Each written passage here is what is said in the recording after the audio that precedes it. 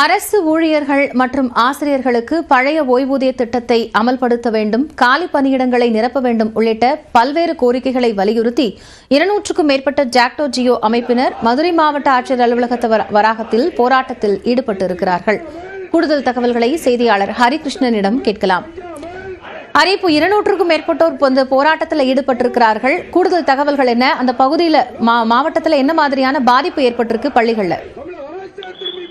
காயத்ரி, மதுரை மாவட்ட ஆட்சியர் அலுவலக வளாகத்தில் அரசு ஊழியர்கள் மற்றும் ஆசிரியர்களுக்கு பழைய ஓய்வூதிய திட்டத்தை அமல்படுத்த வேண்டும், காலி பணியிடங்களை நிரப்ப வேண்டும் உள்ளிட்ட பல்வேறு கோரிக்கைகளை வலியுறுத்தி 200க்கும் மேற்பட்ட ஜாக்டோ ஜியோ அமைப்பினர், அரசு ஊழியர் சங்கத்தினர் தொடர்ந்து பல ஆண்டுகளாக போராட்டத்தில் ஈடுபட்டு வருகிறார்கள்.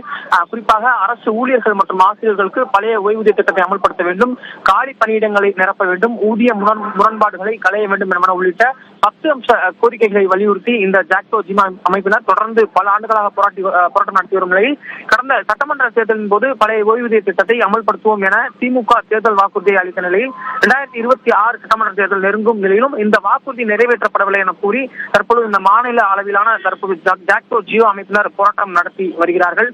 குறிப்பாக தமிழக அரசு பேச்சுவார்த்தை நடத்த அமைச்சர்கள் அடங்கிய குழுவை நியமித்த நிலையிலும் அந்த பேச்சுவார்த்தை என்பது தோல்வியடைந்தது. இந்த நிலையில்தான் தற்பொழுது மதுரை மாவட்ட ஆட்சியர் அலுவலக சாலையில் மறியல் போராட்டம் ஈடுபடுவதாக தெரிவித்த நிலையில் தற்பொழுது ஆட்சியர் வளாகத்திலேயே இந்த ஒரு ஆர்ப்பாட்டம் என்பது நடந்து 300க்கும் மேற்பட்ட அரசு அலுவலர்கள் மற்றும் ஆசிரியர்கள் தொடர்ந்து இந்த ஆர்ப்பாட்டத்தில் ஈடுபட்டு வருகிறார்கள். தொடர்ந்து தமிழக அரசிற்கு எதிராக கண்டன கோஷங்களை எழுப்பி வருகிறார்கள்.